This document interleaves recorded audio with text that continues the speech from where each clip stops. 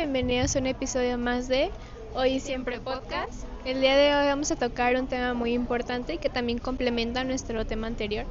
Este se llama ¿Habrá algo más valioso que tu alma? ¿Alguna vez te has detenido a pensar qué es lo más valioso que tienes? En un mundo donde nos preocupamos por cuidar lo material, por alcanzar las metas, por tener éxito o reconocimiento, muchas veces olvidamos lo esencial, el estado de nuestra alma. Hoy queremos reflexionar sobre una pregunta muy poderosa. ¿Habrá algo más valioso que tu alma? A través de la palabra de Dios descubriremos qué significa realmente el alma. ¿Por qué es tan importante? Así que prepara tu mente, tu corazón y acompáñanos a desglosar este tema. A veces podemos llegar a pensar que solo por el hecho de ser cristiano te da la salvación y que con eso es suficiente. Pero la palabra de Dios nos dice en Proverbios que sobre toda cosa guarda tu corazón, porque de él mana la vida. A Dios le importa tu alma y le importas tú.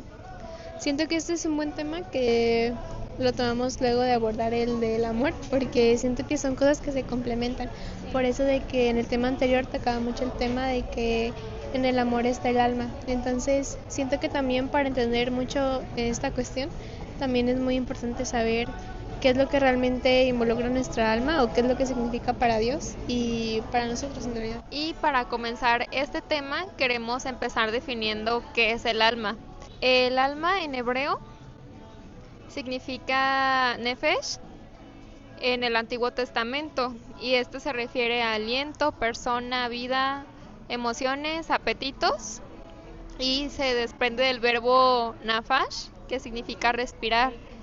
Y el alma en griego, que es en el Antiguo Testamento, igual significa aliento, vida, principio de vida, criatura viviente, persona, sentimientos y afectos. Y a menudo el alma, ambos significan vida, persona y mente. ¿Qué es lo que pasa con el alma cuando se enfrenta a la muerte? ¿Qué es lo que pasa con tu alma? O sea, siempre queda esa parte. Entonces, aquí les voy a leer algunas definiciones de lo que creen algunas religiones, algunos grupos o comunidades acerca de lo que piensan para ellos que es el alma, como para darnos una idea y poder dar nuestro propio criterio. Primeramente, en el espiritismo y las religiones orientales dicen que la muerte es apenas una apariencia, o sea, que cuando una persona muere, la persona no muere en realidad, sino que va a otros planos de la existencia. En el hinduismo se cree en el samsara, que significa que la vida presente es el resultado de existencias anteriores a través de una ley que ellos conocen como la ley del karma. No sé si tú también has escuchado que cuando te pasan cosas muy fuertes en tu vida, en esta vida, es como si ya hubieras vivido otra y si en esa otra no aprendiste algo, en esta estás condenado como a repetirlo o a vivir eso que no viviste en la otra vida. Entonces, yo escuchaba a una persona que que creía en esta religión. Ella decía que en esta vida, en su presente, había sufrido un abuso sexual y que ni modo, o sea, como que no había problema porque en su vida era algo que le estaba enseñando, ¿no? Que en su vida pasada no aprendió. Y a mí se me hizo algo bien fuerte porque dije, entonces así lo justifican, o sea, como que pues algo tienes que aprender. Y los católicos creen que los muertos van al cielo o al infierno o al purgatorio. Es un supuesto lugar que está entre el cielo y el infierno, donde las personas sufren y pueden purificarse, y ahí se purifican dependiendo de sus obras. Y finalmente, la mayoría de las denominaciones cristianas creen que los salvados van al cielo inmediatamente después de la muerte, y también creen que los malos serán quemados eternamente en el infierno después del regreso de Jesús. Todas estas creencias tienen algo en común y comparten que es lo que dicen de que en la inmortalidad del alma. O sea que que el alma es algo que no desaparece después de la muerte y sigue estando viva. Algo que nos parecía importante es que el primer argumento que el diablo colocó en el jardín del Edén fue contradecir lo que Dios había dicho. En Génesis 2, del 16 al 17, tenemos que Bueno, el 17 dice, excepto del árbol del conocimiento del bien y del mal. Si comes de su fruto, sin duda morirás. Después en Génesis 3:4, el diablo, ya después de que comen, cuando van a comer del fruto, el diablo les dice que no morirán, respondió la serpiente a la mujer.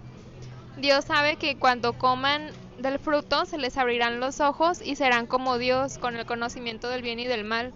Y a lo que el diablo aquí se refería es que cuando vayas a la sepultura, algo de ti continuará vivo. Por eso dice que no morirás. Hablaba de la vida eterna, o sea, vas a ir a algún lugar.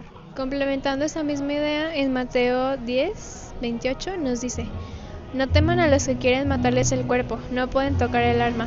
Teman solo a Dios, quien puede destruir tanto el alma como el cuerpo en el infierno.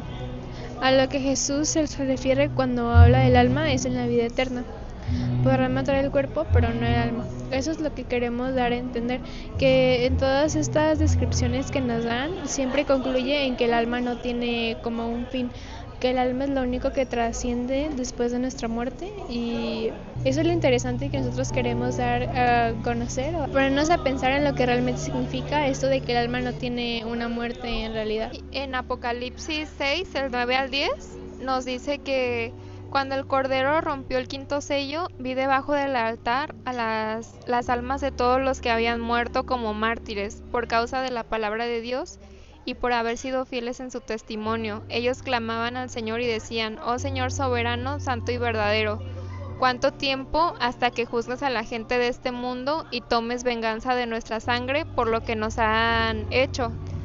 Y en Apocalipsis es un libro donde vienen muchos elementos simbólicos. Entonces, cuando dice almas debajo del altar, en el Antiguo Testamento sabemos que se hacían sacrificios en el altar y ahí se derramaba la sangre, ¿no?, al pie del altar de todos esos animales inocentes. Entonces aquí las almas representan la vida de esas personas y esa sangre dice que clama de manera simbólica, y no es que la sangre en sí hable, ¿no? Pero en el Antiguo Testamento se usaban esos animales para poder purificar a la persona o perdonar de lo que sea que hubieran hecho. Y aquí un ejemplo que tenemos de que el alma, de que la sangre clama, es cuando Caín mató a Abel, que en Génesis 4:10 dice: pero el Señor le dijo: ¿qué has hecho? Escucha,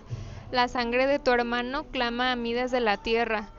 Y era porque Abel, o sea, no tenía culpa de nada, pues, o sea, lo mataron y él, pues esa sangre, ¿no?, que se derramó de un inocente. También un ejemplo que nos habla mucho de esto, del tema de la sangre, es en Levítico 17:11, que nos dice: porque la vida del cuerpo está en la sangre, les he dado la sangre sobre el altar con el fin de purificarlos, para hacerlos justos ante el Señor.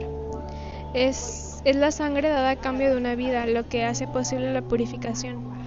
Dios revela que la vida de la carne está en la sangre. Cuando la sangre se derrama es el alma lo que se va, porque la vida se termina. Como que el alma siempre tiene un peso bien importante, porque es algo que Dios te da y que tiene mucho valor. Y aquí se refiere a la sangre, hace mucho énfasis, porque recordando en un principio lo que decíamos de que es vida, persona y mente, en Ezequiel 18 del 20 al 22 nos preguntábamos como que hasta cuándo era suficiente, ¿no? Ya soy cristiano, ya me bauticé, ya oro, ya leo la Biblia, ya me congrego, pero ¿qué sigue? O sea, ¿por qué el alma sigue siendo tan importante? ¿O por qué eso de vender alma? ¿A quién le vendes tu alma? Y aquí en Ezequiel 18 del 20 al 22 dice que la persona que peque es la que morirá. Y siempre que habla de muerte, hablamos de, pues, del infierno, ¿no? Porque tu alma va a seguir, pero ya no va a estar en la vida eterna con Dios. Entonces, siempre que se habla aquí de vida, es sobre la vida eterna, es ir con Dios. Entonces, dice: el Hijo no será castigado por los pecados del Padre, ni el Padre será castigado por los pecados del Hijo. Los justos serán recompensados por su propia conducta recta, y las personas perversas serán castigadas por su propia perversidad. Ahora bien, si los perversos abandonan sus pecados y comienzan a obedecer mis decretos y hacer lo que es justo y correcto, ciertamente vivirán y no morirán. Todos los pecados pasados serán olvidados y vivirán por las acciones justas que han hecho. Aquí dice que si todos los perversos abandonan sus pecados y comienzan a obedecer mis decretos y hacer lo justo, ciertamente vivirán. Entonces es aquí cuando tú tomas, tú empiezas a cambiar tu manera de vivir y empiezas a hacer lo que es justo y correcto, como dice aquí, y no morirás. O sea que tu alma se va a ir con Dios, ¿no? Todos tus pecados serán olvidados y vivirán por las acciones justas que han hecho. Para Dios, quebrantar la ley es sinónimo de pecado, lo que significa la muerte. Por lo tanto, si pecamos, nuestra alma debe de morir, porque la justicia exige que nuestra sangre debe ser derramada. Pero Dios, en su infinita misericordia, preparó un camino para evitarnos ese final. Se me hace muy interesante esto que menciona, porque esto nos decía lo que acabamos de leer hace poquito, de que Dios es el único que le tenemos que temer, porque es el único que puede destruir nuestra alma.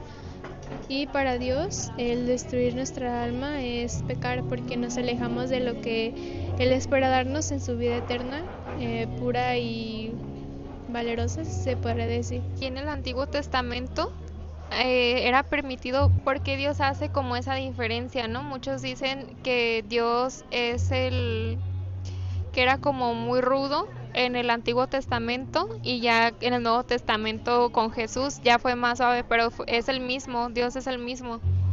Entonces dice su palabra, ¿no? En Hebreos, que Dios es el mismo ayer, hoy y siempre. Entonces en el Antiguo Testamento Dios permitía un sustituto, un animal inocente que derramara su sangre a favor del pecador para limpiarlo de toda mancha y satisfacer a la justicia, porque solo la sangre de un inocente podía pagar por las ofensas de un pecador. Era por eso de los sacrificios, era por eso toda esa sangre. Y ya en el Nuevo Testamento es ya cuando Dios envía a Jesús, el único ser humano sin pecado y sin mancha, para pagar una sola vez y para siempre los pecados de toda la humanidad. Él no solo ofreció su sangre por nosotros, Él entregó su alma entera por nuestros pecados, convirtiéndose en el cumplimiento de toda la ley. Ya no se necesitan animales, porque su sangre era el único sacrificio perfecto que podía limpiar verdaderamente todo pecado. Aquí dice que su justicia exigía tu sangre, pero su amor hizo que Él entregara la suya por ti. Entonces la sangre de Jesús tiene mucho valor, porque Jesús sí murió, pero resucitó y subió con el Padre. Entonces Él sigue vivo, por eso tiene tanto valor, por eso bajó, y dicen que le arrebató las llaves del infierno, no, al diablo. Entonces por eso la sangre de Cristo tiene valor, y por eso ya no necesitamos matar animales. Por eso ya no necesitas estar en un altar con un cascabel. Aquí el apóstol Pablo menciona en Primera de Tesalonicenses 5:23, dice: ahora que el Dios da paz, los haga santos en todos los aspectos, y que todo su espíritu, alma y cuerpo se mantenga sin culpa hasta que nuestro Señor Jesucristo vuelva. Es como esa invitación, o sea, no por el hecho de que ya te hayas bautizado, te hayas hecho cristiano, estás exento. O sea, la ley de Dios se tiene que cumplir. En los siguientes versículos aquí podemos ver cómo Dios no solo hablaba de la vida en la tierra, sino de nuestra alma y de la vida eterna.